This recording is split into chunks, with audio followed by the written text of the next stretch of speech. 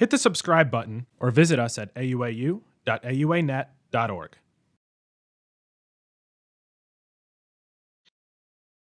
Good afternoon and welcome to AUA's Chemotherapy and Immunotherapy Options for Genitourinary Malignancies, a primary urologists and advanced practice providers course webinar. We thank you for joining us. Before we get started, I'd like to go over a few items so you know how to participate in today's event.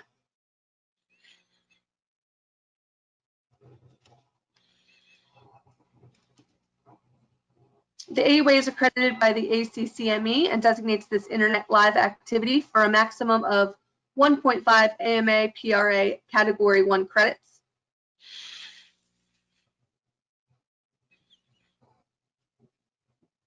The course handouts from presentations have been made available to you. Please visit the university to access the handouts. Evaluations are very important to us. Course evaluations and CME credit will be administered electronically on AUA University immediately following the webinar. As the AUA continues to develop virtual education that meets your needs, we welcome your feedback regarding both the content and format of this webinar. All persons in a position to control the content of an AUA educational activity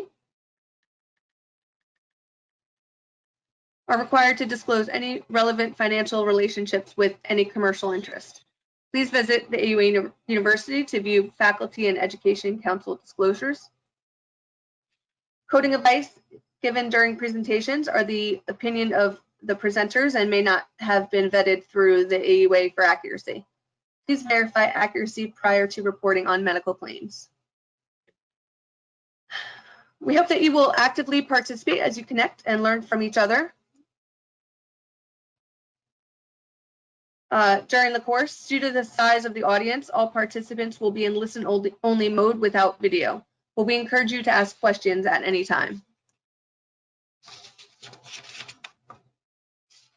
Get social with the AUA. Share your highlights from the AUA virtual experience with the global urology community online. Tag AUA Virtual EXP and the AUA at Amer Urological. Please stay tuned for a keyword that will be provided during the webinar. The keyword is used to verify your participation in the webinar. You will need to use this keyword to access the course evaluation, CME credit claim, and certificate. The AUA would like to thank the following companies for providing independent educational grants in support of this webinar: Astellas, AstraZeneca, Bristol Myers Squibb, Genentech, Merck, Pfizer Incorporated, and Sanofi Genzyme.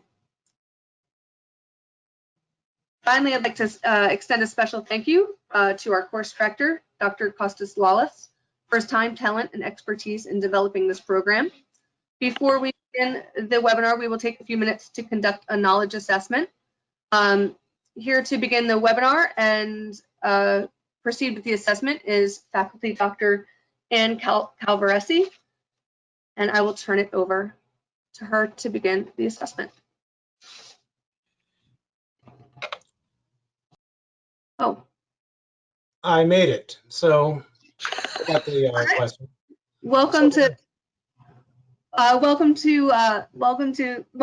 Lawless to the webinar. I'll hand it over to you to complete the knowledge assessment. All right. So question number one is, which class of agents serves to block the downregulation of T cell activity and leads to an enhanced immune response?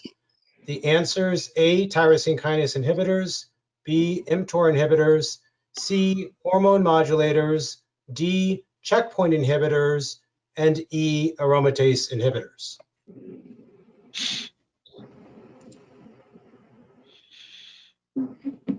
Please select the appropriate response and click submit. You'll have a few minutes to do so.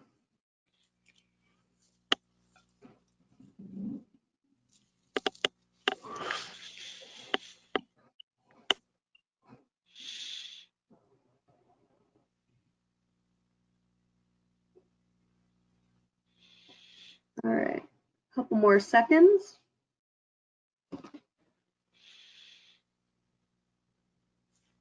Okay, I'm going to close this question and on to the next.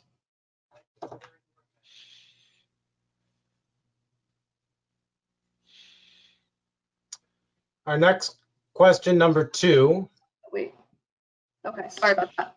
A 68-year-old male undergoes neoadjuvant cisplatin-based chemotherapy followed by radical cystectomy for muscle-invasive bladder cancer. On final pathology, no residual disease is noted. However, how does this impact his long-term outcome? A, there is no effect on his overall survival. B, his overall survival will be improved. C, he likely harbors micrometastatic disease and should be considered for adjuvant immuno-oncologic therapy. Or D, the overall survival is the same as if he were treated with a carboplatin-based neoadjuvant regimen.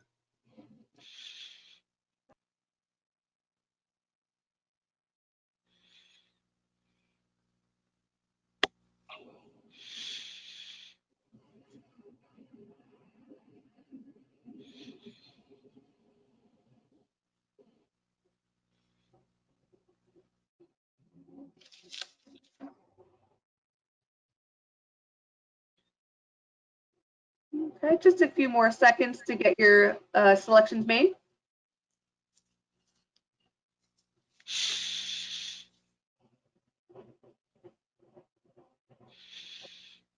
Okay, on to question 3.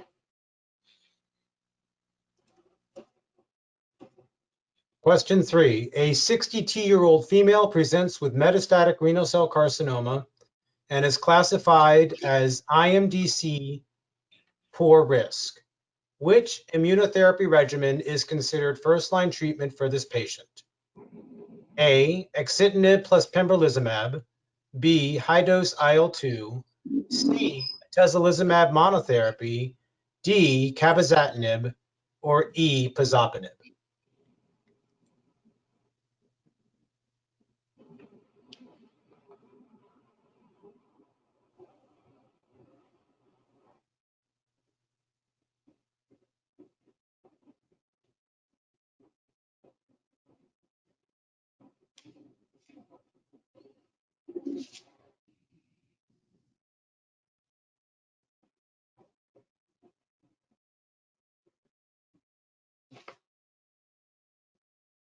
All right, just a few more seconds.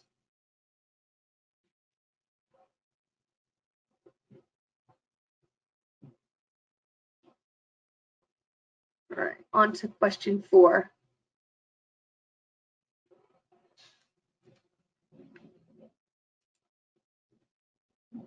Question 4, a 72-year-old male with advanced prostate cancer is being considered for treatment with sipuleucel T. Which of following disease states is the utilization of this medication approved for? A, neoadjuvant therapy in treatment-naive oligometastatic disease. B, non-metastatic biochemical recurrence after definitive local therapy.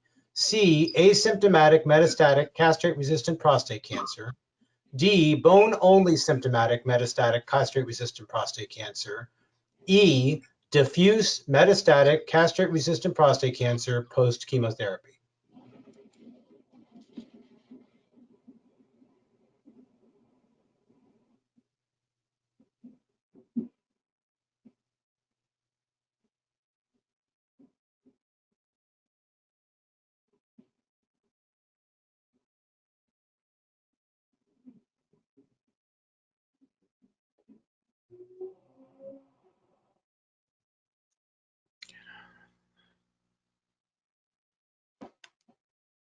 All right, just another couple seconds. We're at 70% participating.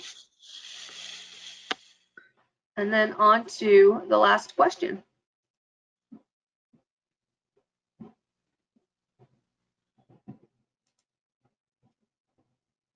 Question number 5. Several clinical trials have recently been published targeting first-line immunotherapy and combination regimens for metastatic renal cell carcinoma. One of the criticisms of these trials is that they rarely contain head-to-head comparisons of immuno-oncologic agents and regimens. Which class of medication is commonly used as a comparator in these trials? A, interleukin. B, interferon. C, carboplatin-based chemotherapy. D, tyrosine kinase inhibitor targeted agents. Or E, gemcitabine monotherapy.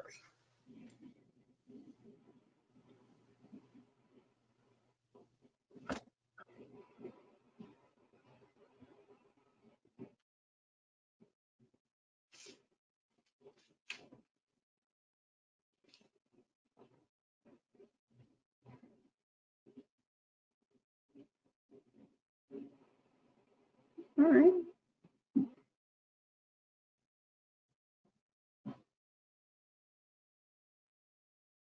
Just a few more seconds to get your responses in, and then we'll go ahead and move on to the webinar.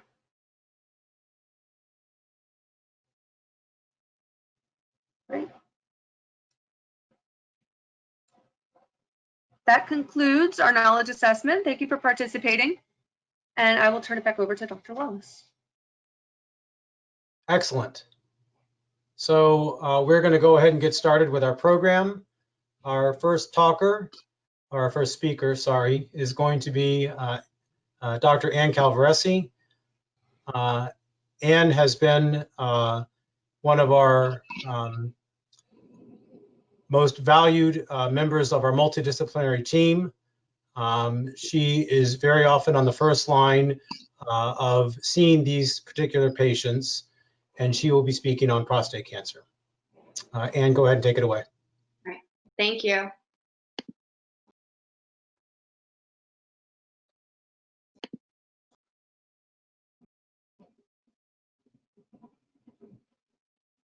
I'm just waiting to get control of the slides.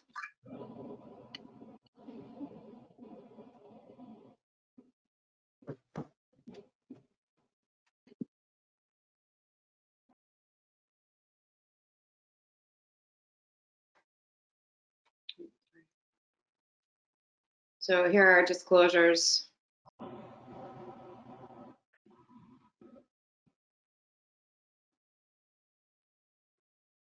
All right, so moving into prostate cancer. Here we see a very historical representation of the disease as it progresses from localized prostate cancer on the left onto recurrent castrate-sensitive disease, and then onward into castrate-resistant disease.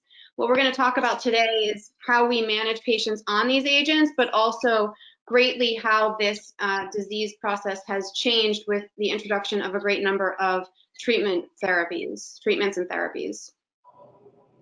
So starting with traditional hormonal ablation therapy, the GnRH agonists stimulate the LH and the FSH from the pituitary gland to the testes. With these agents, there can be an initial spike or surge in testosterone, and for that reason, you may need to use an anti-androgen.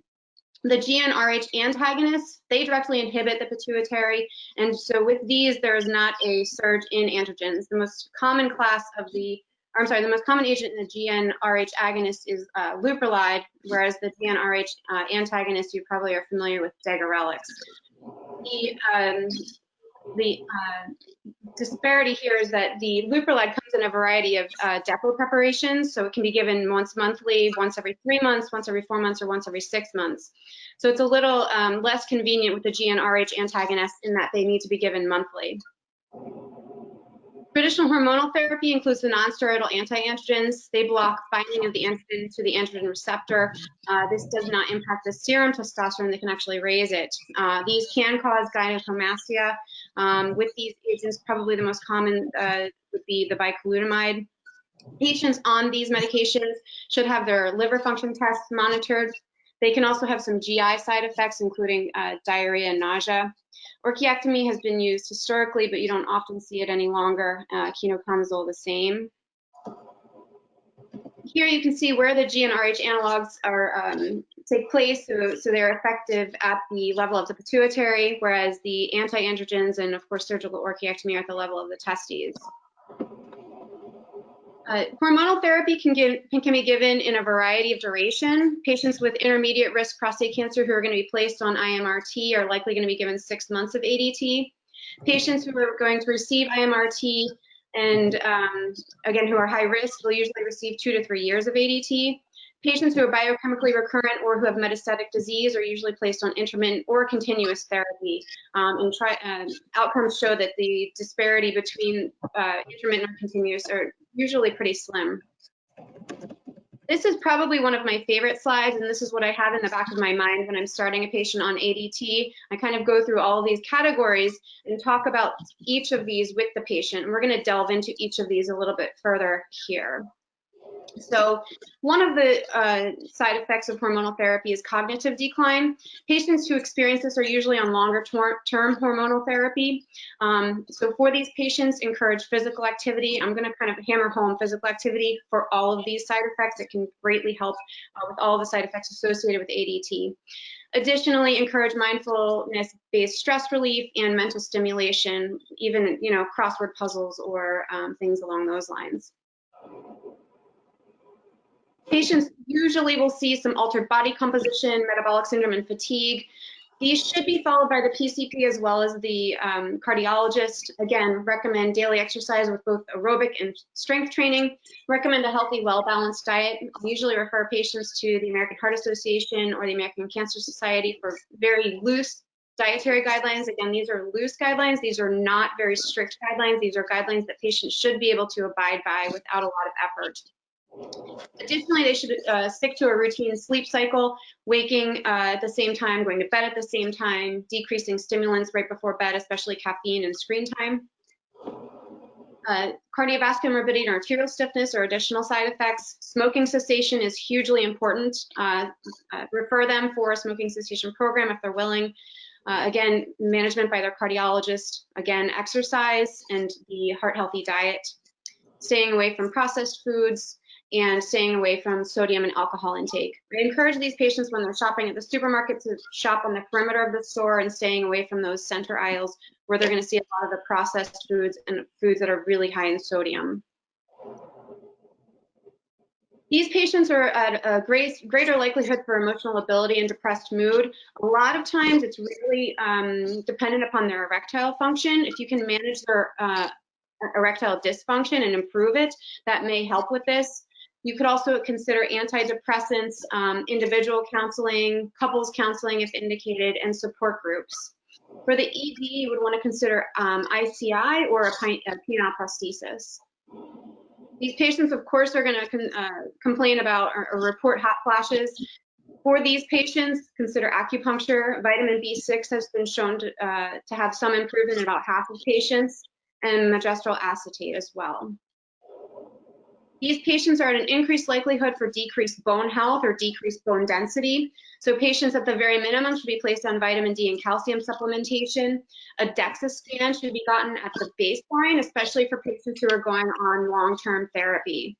Anti-resorptive agents, including denosumab and zoledronic acid, should be considered for those patients who are high risk. So anybody who's elderly, who's very thin or frail, and especially smokers and alcohol users. These agents are very strong, so patients who are thinking about putting on them should have their dental work completed as well as a complete dental evaluation. While it is rare, osteonecrosis of the jaw can occur. These agents are used to prevent and treat osteoporosis for patients on ADT. They help to delay or prevent skeletal-related events in patients who have bony metastatic disease, and they help to decrease the skeletal-related events. Bisphosphonate therapies, these are given IV. It's approved for bony metastases, and it's usually given about once monthly. You do need to be concerned for patients who have renal dysfunction in this with this class of agents, so they do need very close follow-up with the creatinine and GFR. It can cause permanent renal damage if it's overdosed. You can also consider reduced dose for patients who are with renal impairment. The oral bisphosphonates are rarely used. Denosumab is a rank ligand inhibitor, promotes osteoclast and bone resorption. It's used for minimizing and treating cancer therapy-induced osteoporosis. Again, here, these agents minimize the skeletal-related events and development of bony metastasis.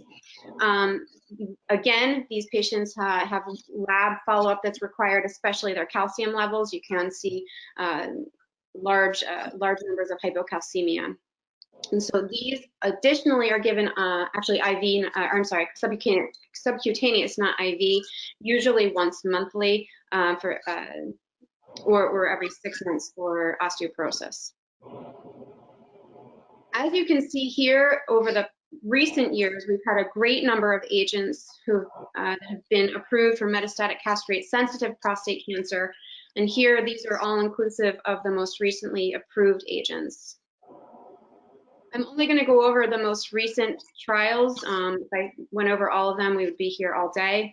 So the ARCHES trial looked at 1,150 men with metastatic hormone-sensitive disease. They were randomized to either ADT with enzalutamide or ADT with a placebo, regardless of prior docetaxel use. So that is indicated in some of these trials, however, it was not here. Overall survival was improved, as well as radiographic progression-free survival, which you can see here.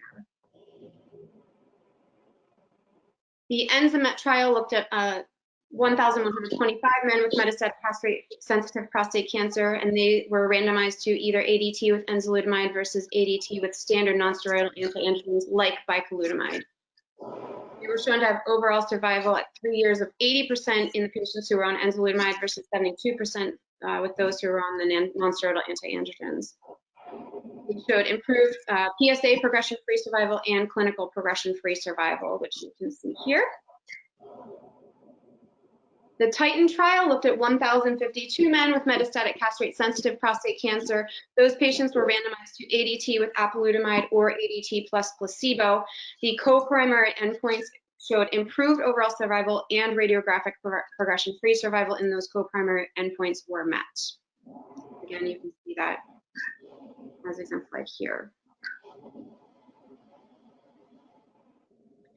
So going back to that historic model that was our very first slide, we can see that some of these agents are used much earlier in the disease process, which is even better exemplified here. So these agents that are listed on the right are now being used much earlier in the disease process.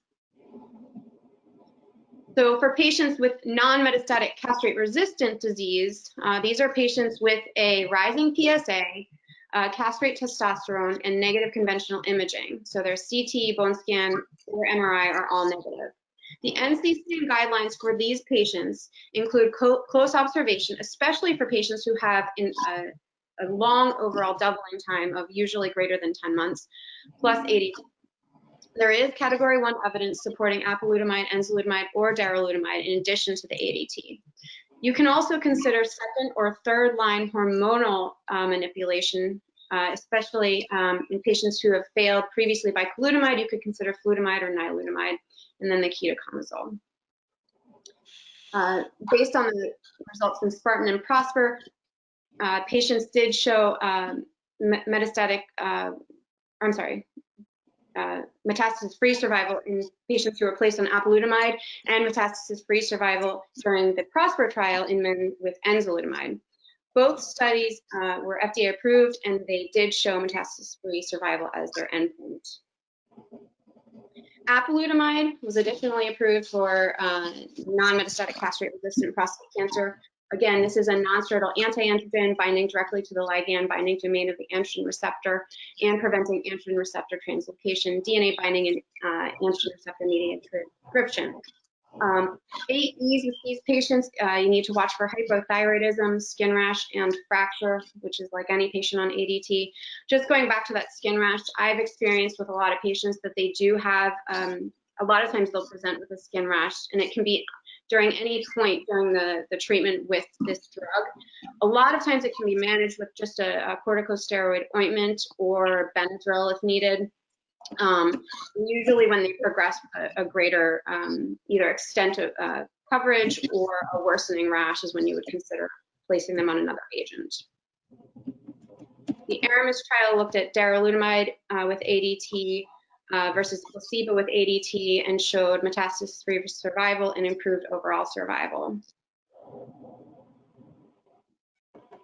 So the 2020 NCCN guidelines for metastatic castrate-resistant prostate cancer, certainly maintaining that castrate level of testosterone, considering the bone anti-resorptive therapies like we talked about, and in patients who are asymptomatically or minimally symptomatic, you can consider the Sipuleucel cell T.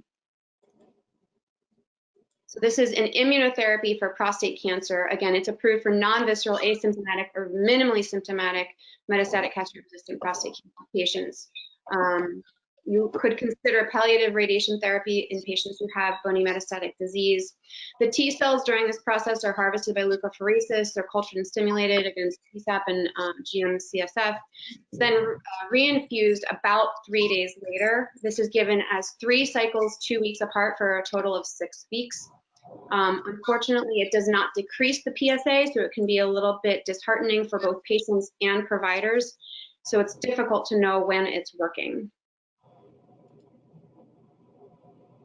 Usually patients with a lower PSA at the start of this therapy have a better response. Here you can see just within the past 8 years, the agents that have been approved for patients who have metastatic castrate-resistant prostate cancer. So just when I'm seeing these patients and they're newly diagnosed as metastatic castrate-resistant patients, what I tell them is that we have quite an arsenal of agents that we can use, and that this at this point is not a death sentence, but that we do have a lot of things that are going to help with their quality of life.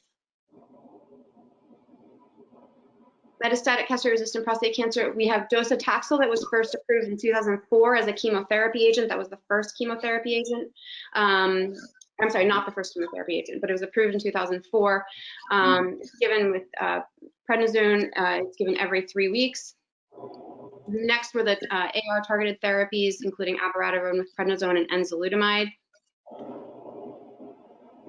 This was first approved post-chemo and then pre-chemotherapy. Abiraterone is approved for metastatic castrate-resistant disease with or without visceral mets. It's an androgen biosynthesis inhibitor, blocks the key enzymes, cytochrome P450. It reduces the androgen production. Given 1,000 milligrams every day with 5 milligrams twice daily. There are a lot of drug interactions, so you need to watch what comorbidities may be present in this patient population.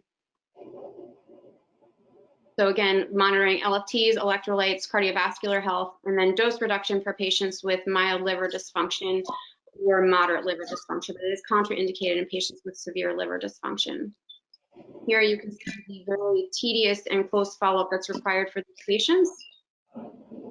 Enzalutamide additionally was approved for metastatic castrate-resistant disease with or without visceral mets. It competitively binds the androgens.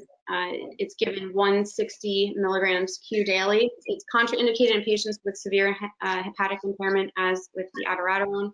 Additionally, you need to be cautious in patients with seizure disorder or history of head injury or stroke. There are additionally multiple drug interactions, many drug interactions. They're listed here, and also use caution with patients who are on Coumadin or immunosuppressants. So here you can utilize this table when you're deciding between abiraterone or enzalutamide. Chemotherapy in advanced prostate cancer. So for a long time, it was felt inadequate for prostate cancer. Docetaxel was the first chemo to show survival benefit. So I mentioned it was the first chemo approved. It was not. It was the first to show survival benefit. Again, that was approved in 2004, and its indication was metastatic castrate-resistant disease failing other therapies. Cabazitaxel was also approved. That was in 2010 for metastatic disease in patients who were failing docetaxel. I apologize for speeding up, but I know that I'm reaching my end time. Radioisotopes, most common here is radium-223. These agents are used for targeting new bone growth in and around metastases. Radium-223 shows demonstrated symptomatic improvement and survival benefit. That's the only one in this class of drugs that shows both. It's usually used post-chemo in the chemo-ineligible space, and it's given in 6 monthly injections total. So the NCCN guidelines for metastatic castrate-resistant prostate cancer. So consider second-line treatments and beyond for patients with positive visceral mets. These agents all listed here can be used. So docetaxel, enzalutamide, abiraterone, alternative chemotherapies, cabazitaxel, pembro, and clinical trials. Additionally, you would want to consider evaluation for small cell or neuroendocrine tumors. So where are we going? Combination therapies, which combination and in what sequence?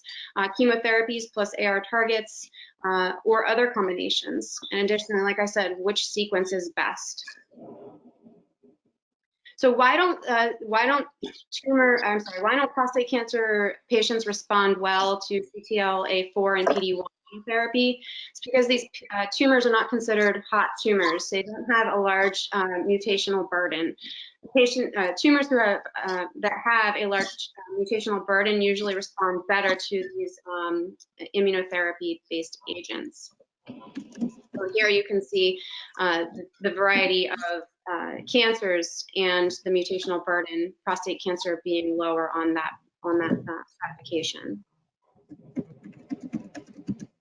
So prostate cancer immunotherapy in 2020, novel directions, vaccines with PD-1, combination checkpoint inhibitors, targeted therapy with PD-1, cytokines, and others. The Philadelphia Prostate Cancer Consensus Conference was held in 2017. The update on this was actually just released about 2 months ago, and the agreement was decided upon to test all men with metastatic castrate-resistant prostate cancer, regardless of family history. We've only just scratched the surface of germline mutations in metastatic prostate cancer, but we do know that there are certainly some mutations that are present that will likely suggest a more aggressive disease, especially the BRCA2 gene. The evolving biology of advanced prostate cancer take-home points. Number 1, prostate cancer adapts to the castrate microenvironment. Number 2, germline mutations are present in nearly 12% of metastatic prostate cancer patients. And number 3, advanced prostate cancer harbors clinically actionable molecular alterations. So the role of an AP, advanced practice nurse or a physician's assistant in advanced stages of prostate cancer, clearly we can make a huge impact in a patient's life. So we want to make sure that we're following them closely when they're on these agents, including scans and lab testing, administering their treatment, and really importantly, managing the side effects and managing the toxicities of these agents. Oncology follow-up, of course, is also indicated.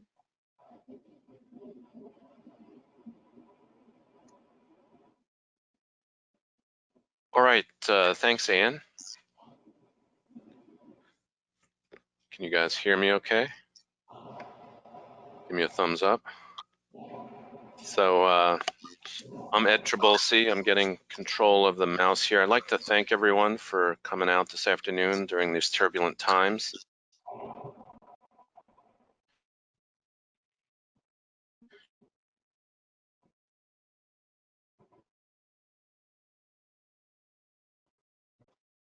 I'm going to shift gears a little bit to bladder cancer. And so a brief outline of sort of our topic that we'll be talking about, some of the epidemiology and diagnostics, and then treatments based on different disease states in bladder cancer, invasive, non-invasive, metastatic. So by introduction, bladder cancer doesn't get a lot of press, but it's actually the 4th most common malignancy amongst men in the US, about 10th in women, accounting for over 13,000 cancer deaths a year, so sort of underrated. The prevalence is much higher. That's because the majority of patients at present less likely to be lethal. Yeah, I don't know what to do about that. But anyway, the average age of diagnosis is in the mid to late 60s, and accounting for nearly 10,000 radical cystectomies per year.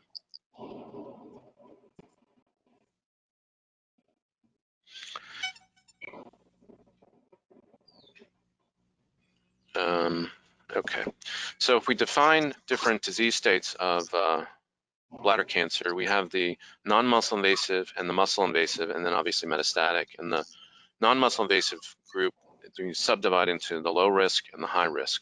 So low risk is the superficial non-invasive low-grade lesions, mostly papillary. The high-grade lesions are the ones that have superficial invasion, the T1 tumors or carcinoma in situ. And then the muscle invasive, obviously, are the ones that will hit the bladder wall. And the AUA has a nice risk stratification table. As you can see here, low, intermediate, and high risk. Basically, the low risk are solitary tumors that are not invasive or aggressive. High risk tumors are the T1 tumors the recurrent high-grade tumors, anything with CIS, and then the intermediate risk is sort of in the middle. So multifocal TA tumors or smaller high-grade non-invasive tumors, and then the rare low-grade but superficially invasive tumors. They also have a nice algorithm on what to do with these patients based on their risk and basically how to follow them in terms of cystoscopy, intravesical therapy, and imaging. Intravesical therapy is basically two broad categories, either intravesical immunotherapy with BCG, or its adjuncts, or chemotherapy, most commonly mitomycin, valrubicin, or gemcitabine. BCG remains the gold standard. It's a non-specific immune adjuvant. It hits both big categories that we want to hit. It reduces the recurrence rates and also the progression rates, most importantly. The risks are relatively low. Patients commonly will have mild lower urinary tract symptoms or sort of low-grade fever. Rarely, though, you can have severe systemic infection. The role of maintenance appears to be very reproducible, that maintenance adds to the benefit of BCG and should be considered. How does it work? I'm not sure anyone knows for sure exactly how it works. It's a combination of both the innate immune system and the adaptive immune system, direct tumor kill by macrophages, and then activation of T cells to kill tumor cells as well. Here's a nice slide looking at the impact of maintenance therapy as well as reduced dose BCG. This is very prominent now because of the worldwide BCG shortage. Most importantly, there didn't seem to be dramatic drop-offs in the efficacy of lower dose BCG compared to full dose. So that has led our group, and I'm sure many groups, to sort of ration BCG and divide doses into multiple patients. And maintenance definitely appeared to add benefit in terms of reducing recurrence and progression. As I mentioned, there's a variety of different mechanisms that BCG appears to work, but in general, when we talk about how it's administered, the induction course is once a week for 6 weeks. Patients come in and are catheterized, and we ask them to try to hold it for 2 hours. Maintenance is typically once a week for 3 weeks. There is a AUA statement about the BCG shortage, and I'm not going to read all of this, but certainly some of the very important guidelines is to avoid using it in patients that may not need it as much. Reduced dose is absolutely encouraged, and then alternative therapies such as intravesical chemotherapy should be considered, but always remembering that the really high-risk patients, if we can't give them BCG, should really be considered for cystectomy. Looking at some of the salvage therapies for BCG, so patients that have disease despite BCG, here you can see several of different chemotherapy agents that have been used, and we typically will use gemcitabine or gemcitabine in combination with docetaxel. Valrubicin is also more of a historical agent, but still approved mostly in the CIS refractory population. Looking at postoperative chemotherapy, there's a recent report of postoperative gemcitabine, and that showed significant improvements in recurrence rates when compared to a postoperative saline infusion group. This has become our standard of care in patients that can get it. The low-grade non-invasive urothelial carcinoma patients had a significant reduction in the risk of recurrence over 4 years, so fairly durable. Newer strategies. So recently, this past January, pembrolizumab, which is an anti-PD-1 antibody, was approved for high-risk BCG unresponsive non-muscle invasive disease.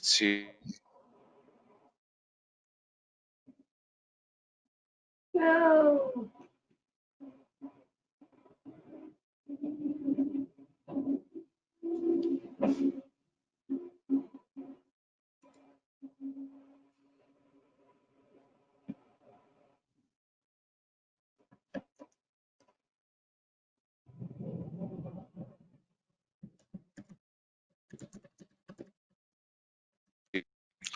When we look at the role of the APP for superficial bladder cancer, certainly the intravesical treatments commonly are overseen and managed by the APPs. The side effects, and then getting these patients, keeping them on the AUA or NCCN follow-up schedule is of vital importance. Shifting gears to muscle-invasive bladder cancer, these are tumors that have hit the muscularis propria or gone through the muscularis propria. These patients, as opposed to the superficial bladder cancer patients that I call more of a nuisance, these are much more of a threat, potentially lethal tumors. And it also brings up the importance of having muscle present in your resection specimen. So if we have a superficially invasive biopsy without muscle present, we routinely re-resect. These patients require staging. It's unfortunately understaging, even with CT or MRI, is common. So at a minimum, we need to try to rule out gross metastatic disease. These patients will require much more aggressive therapy, either radical cystectomy or chemoradiation, and for patients that are not good surgical candidates or who refuse surgery. The role of neoadjuvant chemotherapy became very prominent after Bart Grossman's article was published in the New England Journal. This looked at randomizing patients to 3 doses of standard dose MVAC followed by cystectomy versus cystectomy alone, showing a significant 2.6-year overall survival benefit. And if you look at the patients that had a pathologic complete response in the chemo regimen, those men were that got those patients that got neoadjuvant chemotherapy had more than twice as likely to have no residual tumor, which is suggestive, or those patients appear to have the biggest benefit in terms of their overall survival. Since that seminal paper in 2013, there's been several follow-up studies, both prospective and retrospective, showing similar benefits of neoadjuvant chemotherapy, and arguably this should absolutely be the standard of care for cisplatin-eligible patients. We looked at a accelerated MVAC or dose-dense MVAC schema together with Fox Chase.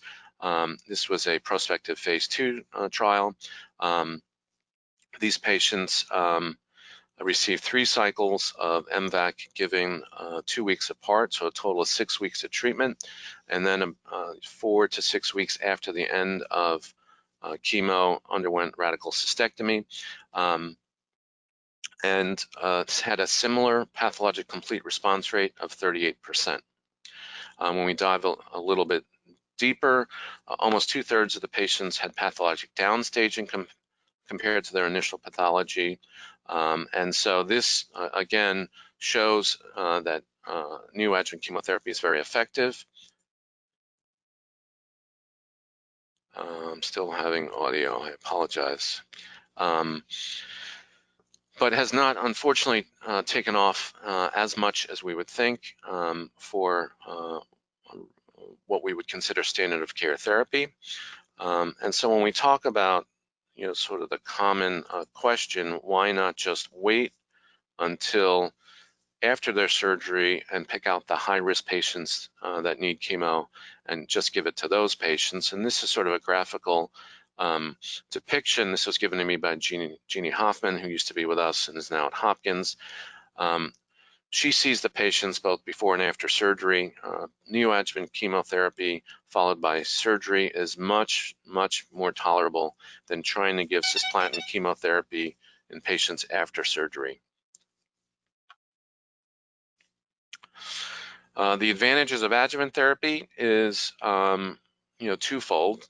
We're not delaying their primary therapy, so there is a built-in delay of surgery with neoadjuvant chemotherapy, and it does allow the selection of the highest risk patients that really need the chemo. On the downside of adjuvant is that there are a definite significant subset of patients that even if we wanted to give chemo would not be able to receive it because of postoperative difficulties or other reasons. Looking at a European trial of comparing upfront adjuvant chemotherapy versus delayed chemotherapy at relapse. So trying to quantify the benefit of giving adjuvant therapy in the high-risk post-cystectomy patients.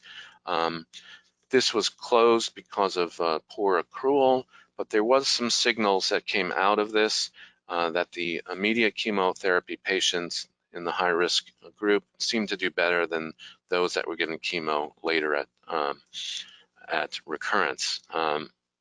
The p-value did not reach significance, but definitely is a trend towards improved survival, and unfortunately this was closed due to poor accrual. The European guideline together with ASCO, if you look at some of the recommendations for muscle-invasive metastatic bladder cancer, neoadjuvant chemotherapy is recommended for muscle-invasive disease and is cisplatin-based chemotherapy. And patients that are fit for surgery should get either cisplatin gemcitabine or MVAC. We're hopeful that we can get more information to personalize which patients would benefit. And so out of our phase 2 neoadjuvant trial, we looked at patients that responded well to the neoadjuvant chemotherapy and did find differences in DNA repair genes that appeared to predict the response to neoadjuvant chemotherapy. This is some of the patients, specifically ATM, RB1, and the FANC genes. You can see patients that had deficiencies in these appear to do better than patients that did not, indicating that we could potentially pick out predictors of chemo response. As we mentioned earlier, pathologic downstaging does appear to correlate with overall survival, and so this is a reasonably good surrogate endpoint. But certainly we'd like to do better because only 20 to 40% of patients get a complete pathologic response. This is where the immuno-oncolytics may come into play, PD-1 and PD-L1 inhibition. The way I understand this is sort of like the gas pedal and the brake pedal on our own innate immune system. And so if we can lift off the brake and step on the gas, we can rev up our immune system to have anti-tumor response. This certainly may have a very important role in the patients that are not cisplatin eligible. Generally, these are patients with poor performance status, poor kidney function, or heart failure or hearing loss. And if you look at an older population in their 60s and 70s, a significant number of them will not be platinum eligible. So there's been several different studies looking at checkpoint inhibition in the metastatic patients following cisplatin that have shown durable complete response rates and overall response rates. And these have become established second-line treatments with many different mechanisms and targets shown here. And here you can see pembrolizumab was approved for second-line therapy for advanced urothelial carcinoma, showing both progression-free and overall survival benefits. Atezolizumab, also similar schema in the second-line therapy, also showed improvement for second-line therapy. Pembrolizumab in the KEYNOTE-52 trial was looked at cisplatin ineligible patients with metastatic disease in the first-line therapy, and these also had a very encouraging objective response rates, leading to its approval. So the landscape of advanced bladder cancer does show significant unmet need in these patients.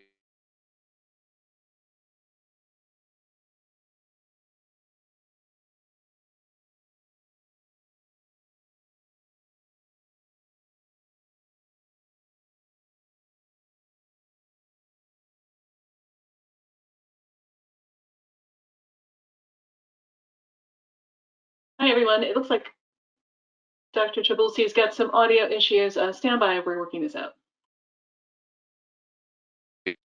And the pathologic complete response rate was similar to what we saw with MVAC and dose-dense MVAC, about almost 40%.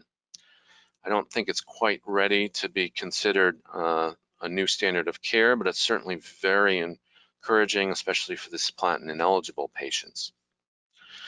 And there are lessons to be learned from other tumor types. If you look at lung cancer, neoadjuvant PD-1L blockade showed major pathologic responses in almost 50% of patients. And there's several trials ongoing right now to look at either checkpoint inhibitors alone or in combination with chemotherapy in the neoadjuvant space. Second line and beyond, what other options do we have? So erdafitinib is an oral FGFR inhibitor. This was recently approved in the second line space for metastatic urothelial carcinoma. Importantly, this is a biomarker-driven treatment. Patients that responded had alterations in FGF2 and FGFR3 with overall response rates of 30%. Enfortumab is an antibody-drug conjugate delivering a cytotoxic drug to cells expressing Nectin-4, and about 83% of urothelial carcinoma expresses Nectin-4. This was approved in the third line space for metastatic urothelial carcinoma. There's several trials looking at different combinations of these new agents, and so we'll have to see what role these agents have in the overall bladder cancer space. Upper tract urothelial carcinoma, very uncommon. We extrapolate most of our systemic therapy treatments and efficacies from the bladder cancer literature, which we can argue whether that's appropriate or not. But in conclusion, in bladder cancer, especially in the muscle invasive and advanced disease setting, the APPs have vital roles in survivorship, as well as for routine screening, toxicity, and follow-up. Thank you.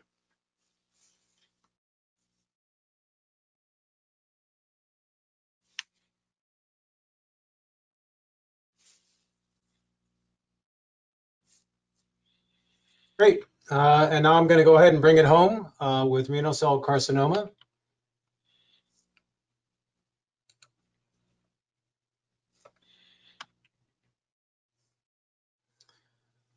Starting with epidemiology, renal cell carcinoma does account for about 2 to 3% of all cancer deaths in the US. It is considered a disease of the elderly. The median age of diagnosis is 65. The median age of death is 70.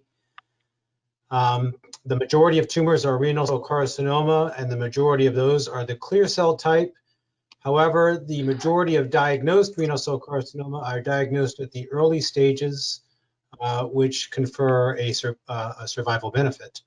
As far as risk factor goes, in addition to von Hippel-Lindau, smoking and obesity have been implicated, and surgical resection still remains the only effective therapy for clinically localized renal cell carcinoma. As of 2020, these are the cancer statistics for both male and female. Kidney cancer falls in the top 10 as far as incidence goes. However, as far as mortality goes, kidney cancer is not in the top 10 for either gender. Again, the tumor histologies, clear cell is the most common. There's papillary type 1 and type 2, chromophobe. Those are really the most common types of renal cell carcinoma. The less common types happen to be the more virulent types, which I've listed at the bottom, with some benign tumors at the very bottom. This is what they look like under the microscope. Again, clear cell is the most commonly diagnosed variant of renal cell carcinoma. I've listed associated mutations at the bottom here. These are associated genetic mutations, with von Hippel-Lindau being the most popular, the most commonly seen, and it's tied to clear cell renal cell carcinoma. But the other tumor types that I'm mentioning, the other histologic variants, also have associated mutations with them: papillary type 1, the basophilic cells, type 2, the eosinophilic cells, and finally both chromophobe and oncocytoma, both tied to Birt-Hogg-Dubé syndrome, with one being malignant and one being considered benign. Again, Thankfully, the majority of tumors are early stage, which have the highest cure rate. However, there are still patients who present with more advanced disease, and it's still believed that about a third of patients who do present with renal cell carcinoma have metastatic disease at presentation. In this course today, we're learning about systemic therapies. As most of us know, unfortunately, chemotherapy is not very effective for metastatic renal cell carcinoma. There have been several clinical trials that have looked at this, over 4,000 patients in those trials with an overall response rate very dismal at approximately 6%. There is some limited data that shows that in the non-clear cell renal cell carcinoma type, some of the chemotherapies can actually be effective. However, thankfully, over the last 3 decades, for patients presenting with renal cell carcinoma, their survival rate has increased in 1 and 5 year time periods. This is most likely due to earlier diagnoses and better therapies. So we also know that renal cell carcinoma does have immunological basis, and that's also long been known. Evidence for this include there have been documented spontaneous remissions of renal cell carcinoma. Not common, but they are documented. Also not common, but also documented are very well-defined abscopal effects, where you have a regression of metastatic disease after treatment of the primary tumor. Also, it's been demonstrated that there is an increased risk of renal cell carcinoma in patients who are immunodeficient. That's inherent immunodeficiencies, as well as iatrogenic immunodeficiencies, such as in transplant patients. We do see an increased risk of renal cell carcinoma in those patients. Also, there is the presence of tumor-infiltrating lymphocytes within these tumors, and those tumor-infiltrating lymphocytes are actually being looked at as a focus for experimental therapies. So talking about treatment, really the eras of treatment for renal cell carcinoma are split into 3 eras. There's kind of an early era, which is considered the Iron Age. That's the cytokine era. We're not going to spend a lot of time on that because there's not really a lot to talk about as far as that goes. This is an NCCN type schema from the year 2000, looking at the treatment of metastatic renal cell carcinoma. And I won't bore you with the details, but in reality, only interferon and IL-2 were considered to be in the armamentarium at that time. This all changed in the mid-2000s when we saw the advent of the targeted area, kind of the middle era of the treatment for metastatic renal cell carcinoma. And the basis of this era is the definition of the role of the VHL gene in renal cell carcinoma. And it's been shown that the inactivation of that VHL tumor suppression gene added or led to the accumulation of the HIF transcription factor, HIF standing for the hypoxia-inducible factor, which in turn led to an overexpression of a number of genes, including VEGF. And it's been shown that these genes, including VEGF, as shown on this slide, are associated with a more virulent variant of renal cell carcinoma. So the presence of VEGF in tumors is correlated with poor overall survival in renal cell carcinoma, as it's shown for other factors. So that leads to this slide, and really focus on the left panel here. These are the factors that we're talking about. Here's VEGF, FGFR, PDGFR, as well as AXL and MET. And these are all of the targeted agents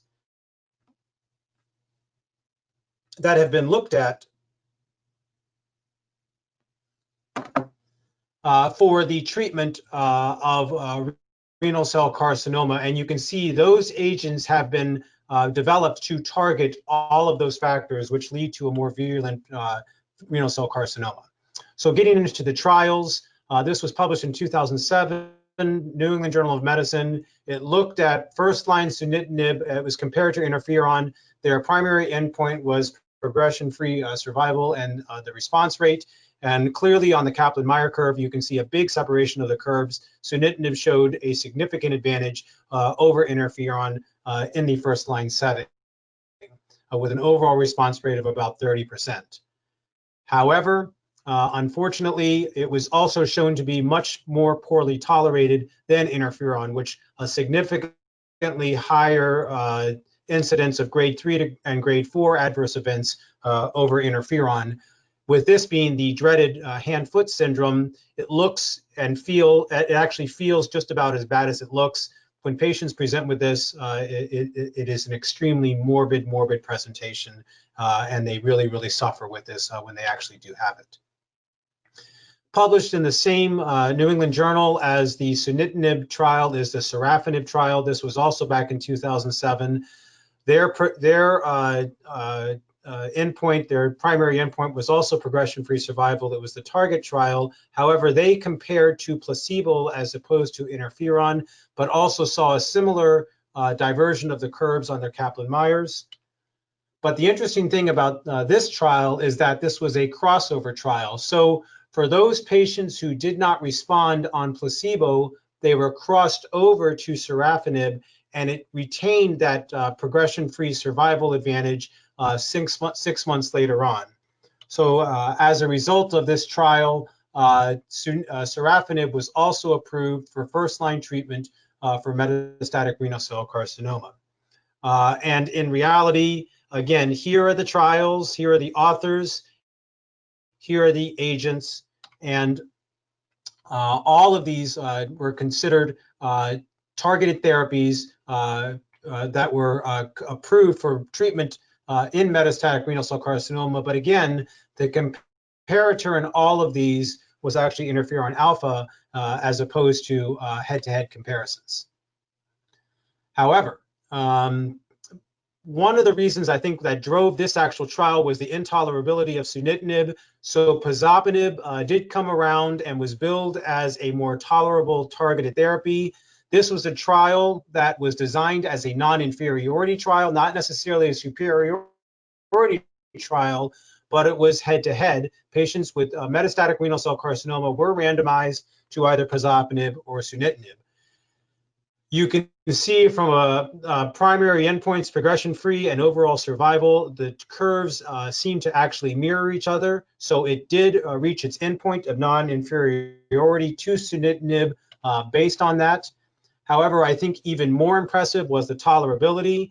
Looking at the swimmer's plot, the majority of the patients seem to tolerate pazopanib better over sunitinib, and as a result, pazopanib was considered a targeted agent a little bit more desirable for treatment of metastatic renal cell carcinoma in the first line, again, because of its tolerability. That being said, at the end of the targeted area, the FDA had approved multiple drugs for the treatment of metastatic renal cell carcinoma and advanced renal cell carcinoma. These are all targeted agents. These are the agents here, and these are their labeled indications. So again, we've talked about the dark age and kind of the middle/modern age of treatment of renal cell carcinoma. However, starting in 2015, we did reach the golden age of treatment of metastatic renal cell carcinoma. And the first medication that I'm going to talk about in this age is actually still a targeted agent. However, it has multiple targets. This is cabozantinib. It targets VEGF, which is the angiogenesis arm of metastatic renal cell carcinoma. However, it also targets MET and AXL, which are other agents or other molecules that are noted to be associated with a poor prognosis in renal cell carcinoma.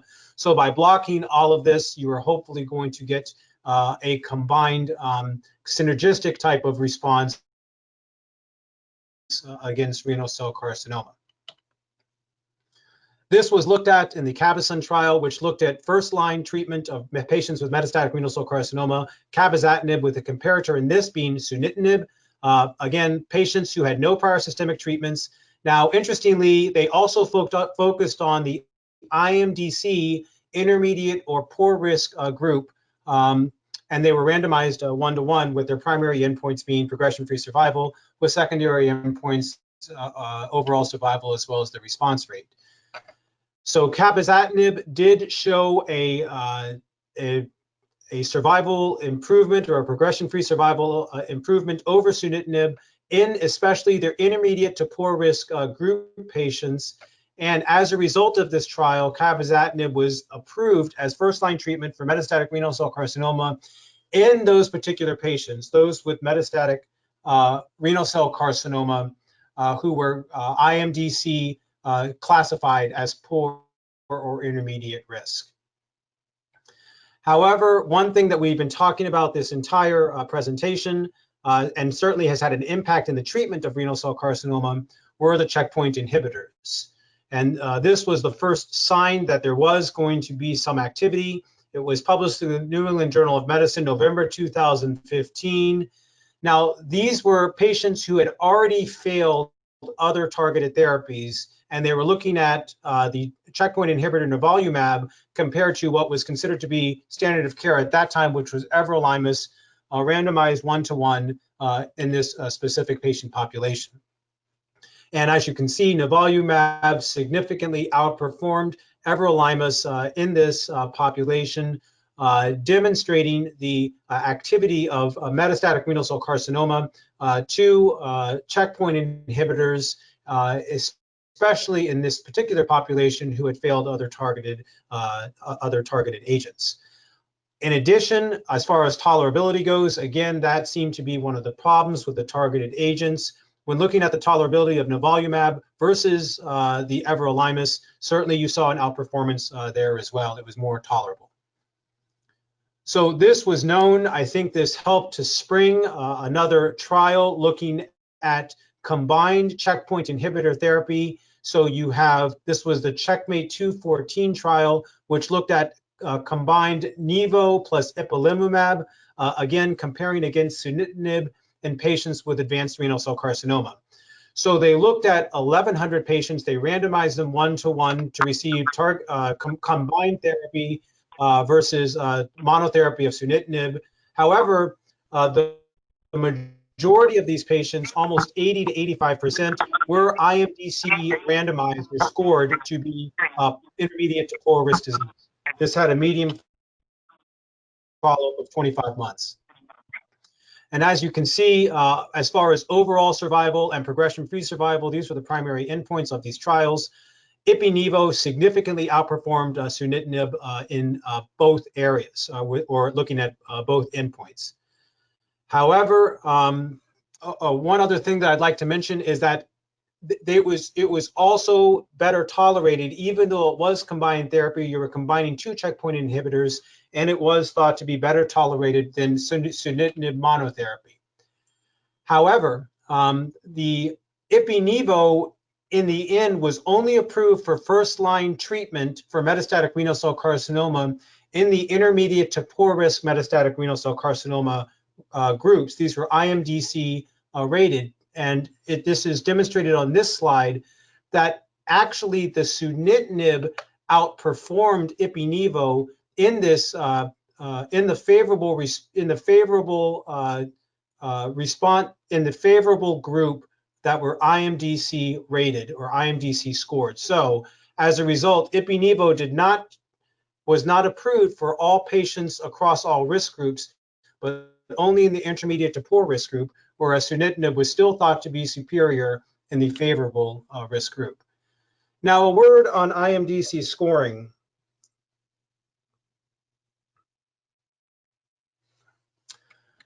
For metastatic renal cell carcinoma.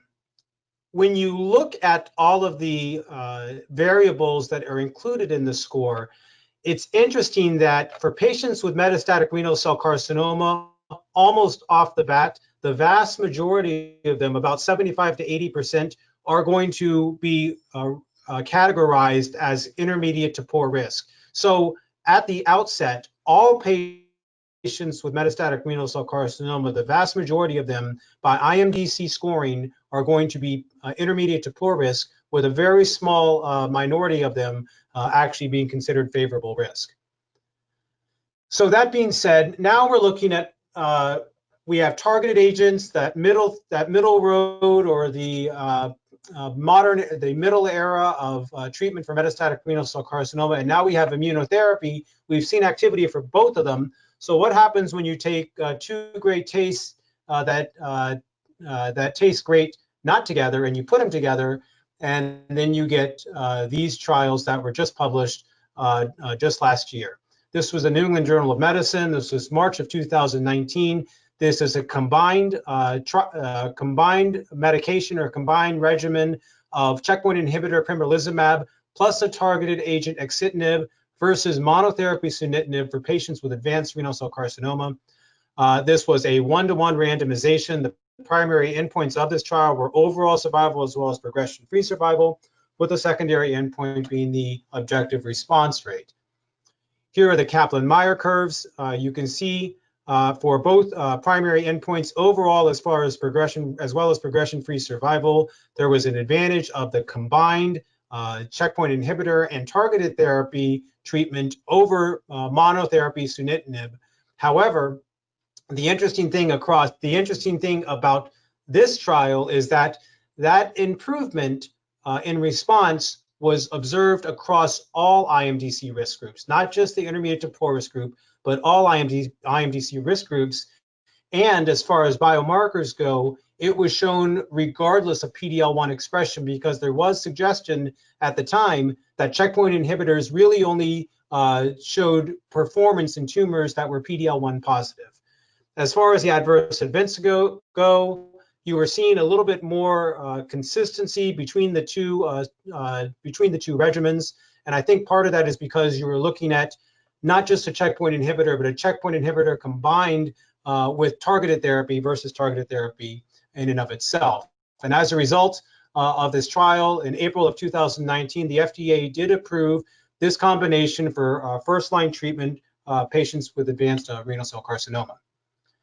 Also published in the same journal as the prior regimen was the Javelin study looking at combination of avelumab plus axitinib, again a checkpoint inhibitor plus a targeted therapy, also compared against sunitinib, randomized 1-to-1 in patients with metastatic renal cell carcinoma in the first-line treatment space.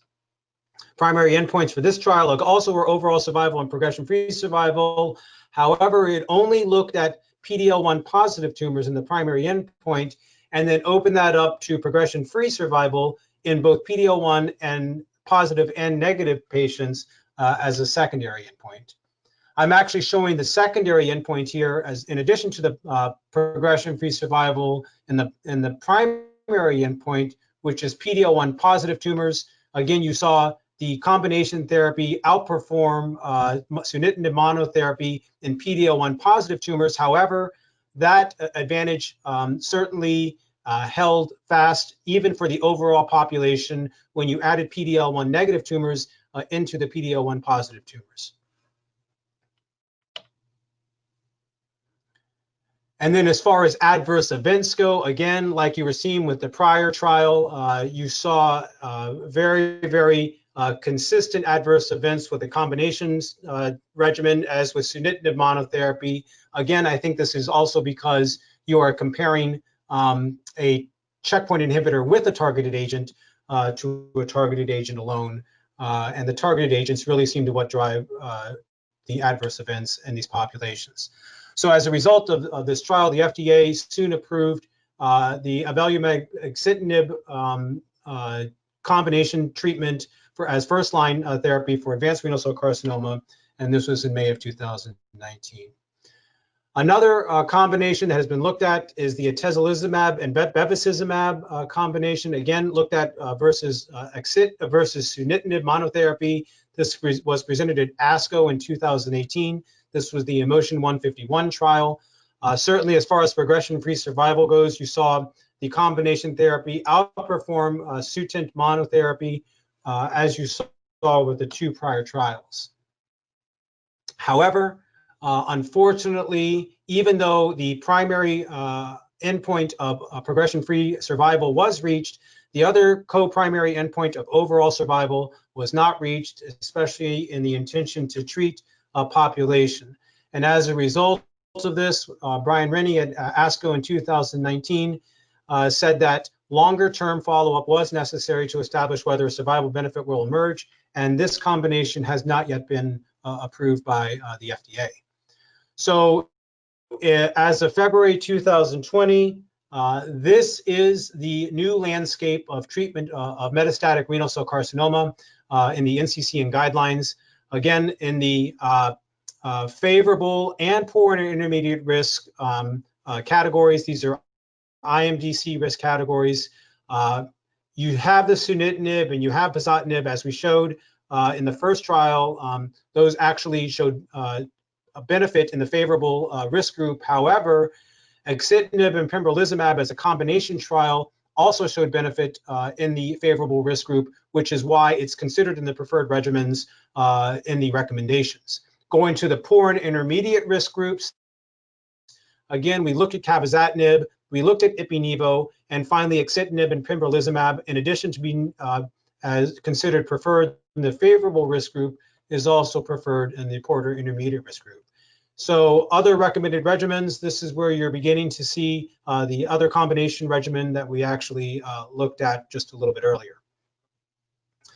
Subsequently, in patients who've failed first-line therapy, now you're beginning to look at nivolumab monotherapy, ipi/nivo combination therapy, as well as cabozantinib.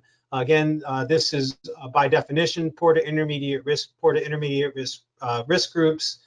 In addition, you see a lot of combination targeted therapy plus checkpoint inhibitors, as well as combination therapies in the other recommended regimens. Unfortunately, that was for clear cell renal cell carcinoma. For the non-clear cell histology, there's really not much out there. The checkpoint inhibitors really haven't been born to show benefit in this particular patient population or tumor type or histologic variant. Right now, the only preferred regimen is considered sunitinib, as well as considering enrolling these patients in a clinical trial. Now, one thing that I did mention throughout the talking about the combination therapies is that there really have been no head-to-head comparisons. In actuality, all of them have been compared to sunitinib, which at the time was considered standard of care. However, we knew that there were issues with that. So in reality, they were all beating up on this targeted therapy, monotherapy. It would be nice to see some head-to-head comparisons to see where they layer out in relation to each other when making recommendations.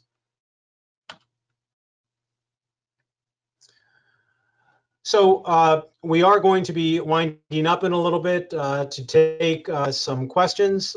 Before I do that, though, I would like to mention other areas where I think that there is going to be a significant impact of the checkpoint inhibitors. One is in the very elusive adjuvant therapy for renal cell carcinoma. We have seen the negative trials, the ASSURE trial, the ATLAS, and the PROTECT trial. I'll mention the STRAC trial for a second. Also, there was the negative Everest trial.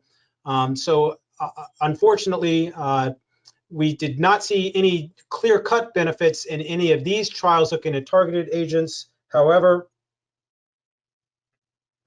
I do think that when looking at the immunotherapies, we may see some benefit there, and we're waiting for some of these trials to actually mature, especially the Emotion 10 and the Prosper trial. Again, I'm not going to belabor this. The ASSURE trial was a negative trial with no difference in degrees, disease-free or overall survival. The STRAC trial did show some benefit in disease-free survival, but not overall survival. And as a result, we really didn't know how this changed our practice. So we don't really have anything at this point which has been proven to be beneficial in patients who have advanced renal cell carcinoma after surgery and are at risk for recurrence. And we are actively waiting for some of the immunotherapy trials to mature in order to see if there is going to be a change in the recommendations in this particular space. A word on cytoreductive nephrectomy. Again, this has been very, very controversial. There were the studies back in the early 2000s. These were combined into one journal, the EORTC, as well as the SWOG study with Dr. Flanagan as the lead author, looking at cytoreductive nephrectomy. Both of these studies did show a benefit, and as a result, it was considered standard of care at that time to consider a cytoreductive nephrectomy in a patient presented with metastatic renal cell carcinoma versus putting them on systemic therapy alone. However, the medication that was looked at in this situation was one of the Iron Age cytokine medications, which was interferon.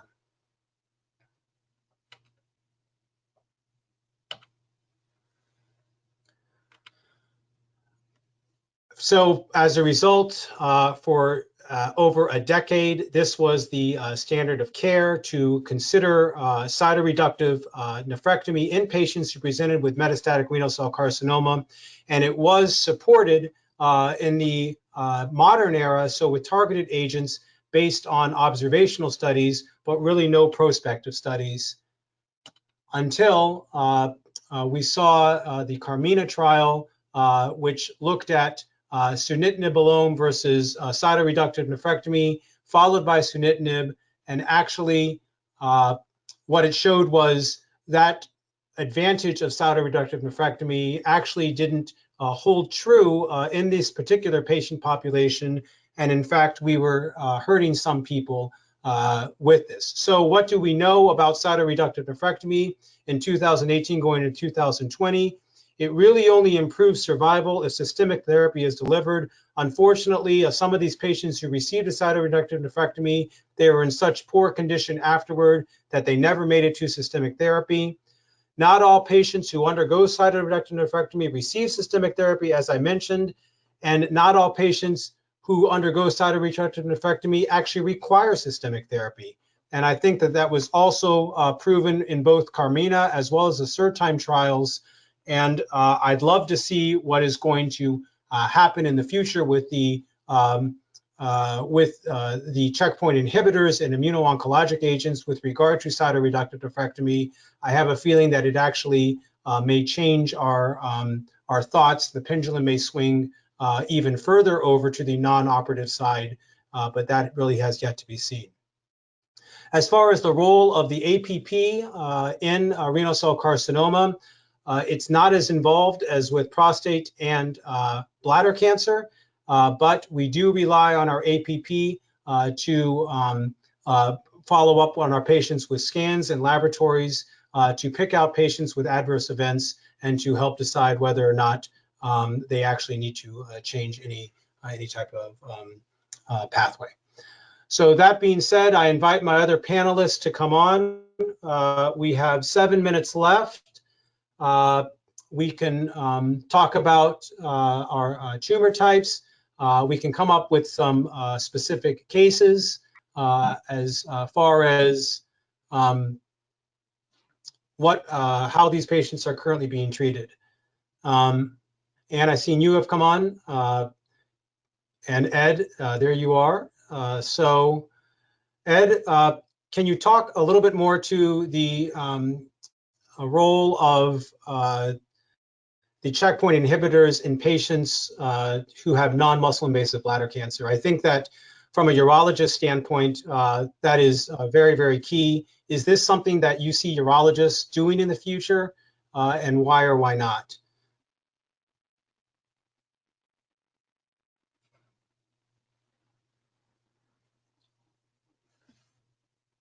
Are you muted, Ed?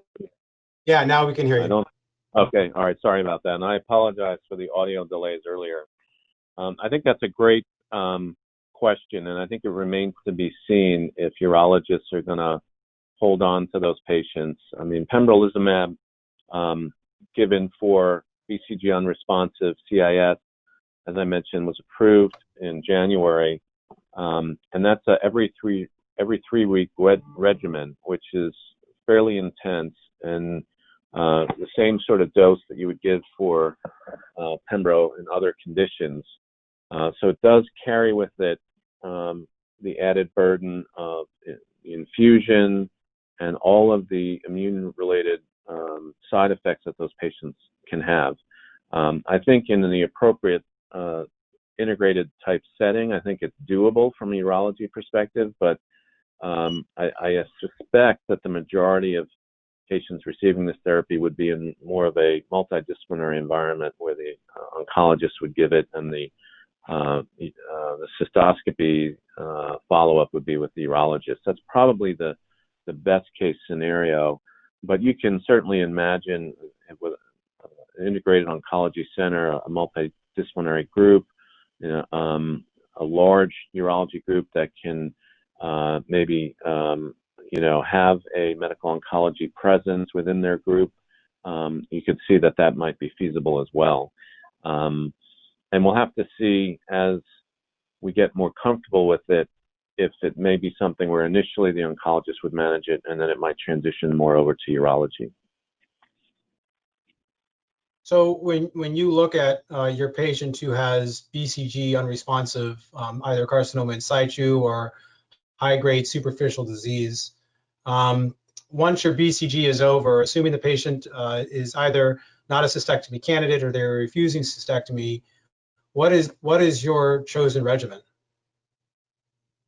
So I'm transitioning more towards Pembro for sure, because if you look at level 1 evidence and FDA approval, everything else would be considered a salvage regimen, sort of off-label, whereas Pembro is absolutely approved for those patients. Now, again, it's for the CIS plus or minus papillary disease. So high-grade T1 alone without CIS technically doesn't meet the label. So CIS patients that are BCG unresponsive, the data for intravesical chemo is not as strong, not as robust. The valrubicin data, which dates back, over a decade, the response rate was under 20%. So I am, not a big N, but I do have a couple patients recently that I've sent over for consideration to our medical oncologist for Pembro. And then figuring out where in the cycle to scope them and biopsy them is not necessarily straightforward. There aren't any obvious treatment gaps. It's every 3 months, every 3 weeks for 2 years. But since it's not a cytotoxic chemo, I don't necessarily think we have to worry about timing in terms of procedures and their cell counts and, anemia and everything, white blood cell counts, the way we do for chemo. Does that make any sense? Oh, yeah. So I think that, it's exciting and sometimes a little bit scary also. How these checkpoint inhibitors are going to fit in, especially for a disease that's considered really the domain of the urologist, which is this non-muscle invasive bladder cancer. And you certainly don't want to give it up. Yeah, that gets into the economics and the political side of things, but you can certainly see the writing on the wall that, especially in the world of the BCG shortage, that these agents potentially may have a real role, and maybe even earlier, in rather than not just the salvage situation as well. Yeah, which really, it points to the importance of having a very good relationship with your medical oncologist, some type of multidisciplinary care, which is at this, in this indication extends beyond metastatic disease. Now we're just looking at, local disease. So, so multidisciplinary care, is not just for advanced disease anymore. Right, exactly. And so having a framework in place would make it much easier theoretically if you have a good working relationship with medical oncology for every tumor type.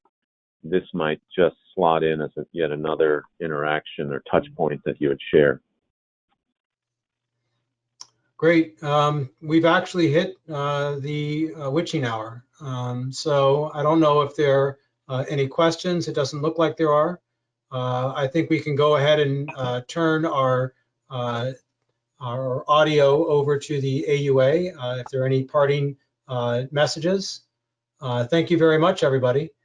Thank you. And hope to see you next year.